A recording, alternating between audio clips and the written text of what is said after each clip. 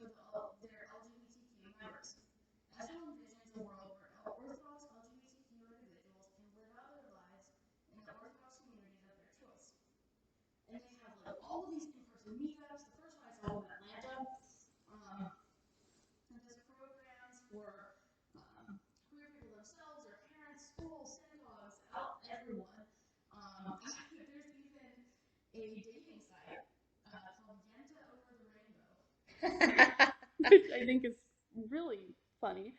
I checked out their merch site because I was like, they have a merch site, and so I didn't actually know what this meant because I don't know very much Hebrew or anything, but they have a line on all their merch saying, "We're here, we're queer, we're machmir," which means like traditionally Jewish, like Orthodox, I think, which is kind of really cute. And then there's another organization. I know we're spending a long time on Orthodox Judaism, but this is, pretty important. Keshet. It's not specifically Orthodox. It's just kind of generally Jewish. Has very similar goals to Eshel. I'm not going to read their whole mission either, or two. It's pretty much the same. They've been around since 1996, and I think the most interesting part of this organization for me was their equality directory, which is what I was looking at when I was talking about the Orthodox rabbis not performing marriages, because this equality directory, it's actually really cool, like, well, when I search, it has information about the practices of Jewish clergy and institutions. And you can like put in different search terms, like you can find a rabbi in your state that will perform same-sex marriages. You can tell if they're Orthodox, Reform, whatever. You can tell like what's a synagogue for, like everything. They have like daycare programs to see if they use like sensitive language. Like it's really cool.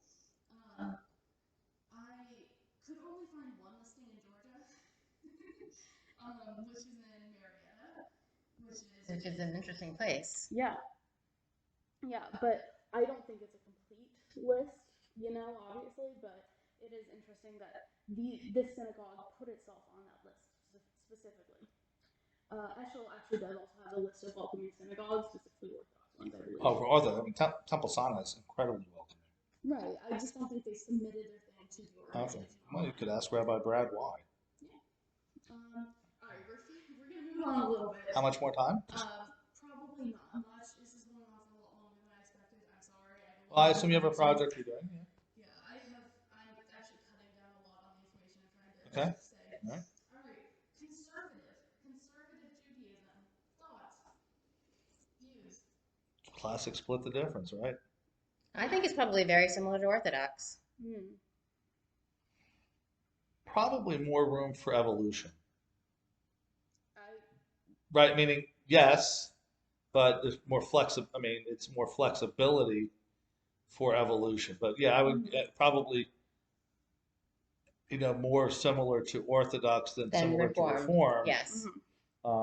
But my guess is there's room for more evolution in that, or for those thoughts to evolve. I mean, it seems logical. Yeah, that's pretty good. Yeah. So it's pretty varied between groups, but they do have the Rabbinical Assembly's Committee on Jewish Law and Standards for the conservative movement. In 1990, they stated their desire to work for full and equal civil rights for gays and lesbians in our national life. In 2011, the committee recommitted themselves to that resolution and added more specific goals, including bisexual and transgender people. And I would think that of all the groups, they're more likely to have a war over this issue or some issues in conservative, because again, There are some people that are okay, Right, and some people right. are. It's more hardcore yeah. on the Orthodox side, and then on the Reform side, it's going to be more tolerant. But in the conservative, It's right in the middle. there's probably more tension in conservative. That'd just be my guess. no, from what I've seen, that is very accurate. A lot of the notes that I put on And a lot of say that it conservative, varies a lot of widely. people are conservative. They want to be more ritualistic. That sort of distinguishes conservative from Reform. Is look, we're going to keep kosher home, or do Shabbat every Friday, and long form, Seder, we don't get to the festive meals quite as fast. Right. So yeah, following the Supreme Court's ruling in favor of marriage equality in 2013. Which case? What was the case? I don't know the names. Don't quiz me on this. I'm not good with Well, that. come back to me with that name. Why are you quizzing? This is not. I just want you to come back to me with Okay, that name. go. Why'd you do that?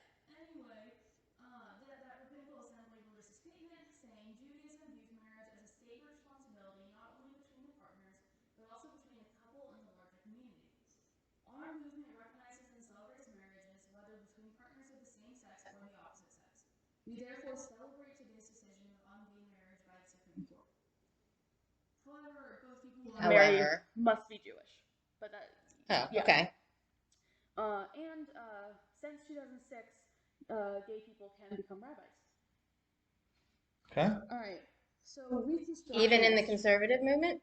Yes. That's I think a lot of this depends on the synagogue for the conservative movement. Well, the question is getting ordained. Then the next question is a job. Exactly. Yeah. Reconstructionist Judaism. Yeah, I don't know much about that at all. From what I didn't know much about it before going into this, from what I could tell from the internet, it seems very similar to Reform Judaism. I think the goal of the Reconstructionist movement is to take like traditional values, rules, traditions, and adapt them so they fit more with modern life. Which sounds very similar to Reform Judaism. Here's the question to tell you: more guitar or less guitar? What? In services. Oh, I have no idea. I would think that the Reconstructionists are probably much more easygoing and accepting. I have no idea. They were pretty much the first denomination to like actually fully accept gay people and like things changed. Let me ask you a question. Are generally speaking, are the rabbinic and the different cross sex, are they more advanced in the discussion of marriage or adoption? Well, Because that's been adoption is the big the adoption right now is a big issue in not just Jew but like in public policy.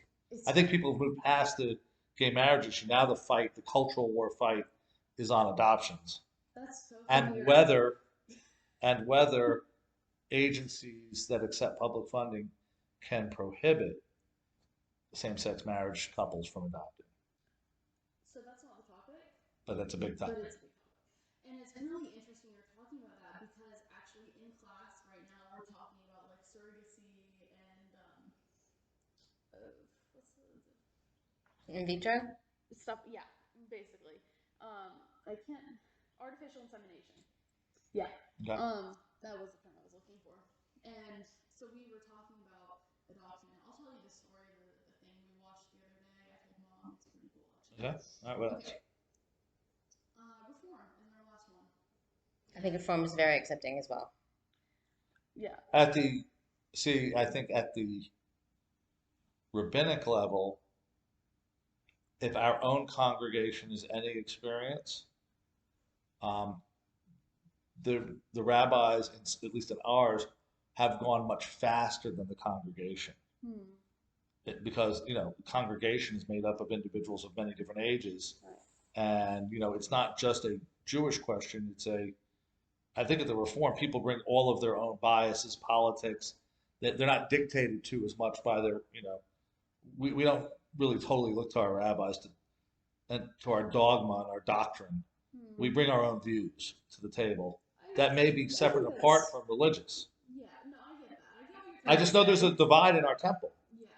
I will say in a lot of what I researched, many sources said that a lot of the time it's kind of up to the congregants if they want to accept like a gay rabbi. The lay leadership makes that decision. Yeah.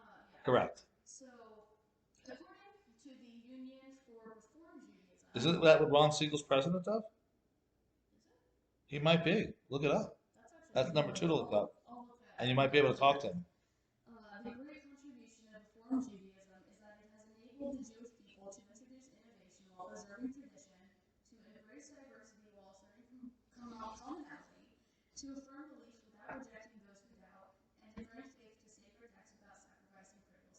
that one sentence? I think so. That's a long sentence. All right. As early as 1977, the Central Conference. What's 1977 known for? Your bar mitzvah? 25 minutes. My bar mitzvah. Okay. What'd you 25 minutes expect? in. I don't know. I appreciate how much you're talking, though. I do appreciate that. The Central Conference of American Rabbis passed a resolution that called for Legislation which decriminalizes homosexual acts between consenting adults and prohibits discrimination against them as persons. And the Union for Reform Judaism passed a very similar resolution saying that homosexual persons are entitled to equal protection under the law, and so on and so forth. I have a question. Yeah. Is it more frowned upon for somebody to have a same-sex marriage or interfaith marriage? And does it matter by sex? Well, we know that. I think you're not going to get an Orthodox. No, and maybe not even a marry. conservative. You may not get a conservative. Well, Yeah. but what about same-sex interfaith? Biracial, Don't go there. Okay. Don't go there. non-binary, Oh my goodness. All right. winter, spring. I don't know what you're saying. You know what winter, spring is? Stop. All right. So I have a lot of quotes about Reform Judaism. We're at 26 minutes. I'm gonna stop. Okay, but check out Ron Siegel. But LGBTQ rabbis and cantors are ordained in the Reform movement and are accepted as students at Reform seminaries. This history of inclusion dates back to 1990, saying all rabbis, regardless of sexual orientation, be accorded the opportunity to fulfill the sacred vocation that they have chosen. Women have been ordaining since 1972, and Okay. yeah. What are Jewish day schools doing? Another topic. Yeah. Are we done? Yes, you're the one who keeps talking. Okay, yes, thank you so much for coming on to my Thanks for show playing. We today. But we do get a door prize. What's our door prize? Cookie! Oh no. Put it away. No, we don't need it's blunt, I swear. Alright. Yeah, no, but I got it for a fire station. I'm gonna keep this. All right, put it away. Okay, cool. Alright, thank you so much. Children, Thank students, you. all work and no play makes Jack a dull boy. You love showing off your movie references. Wait, where's my cursor?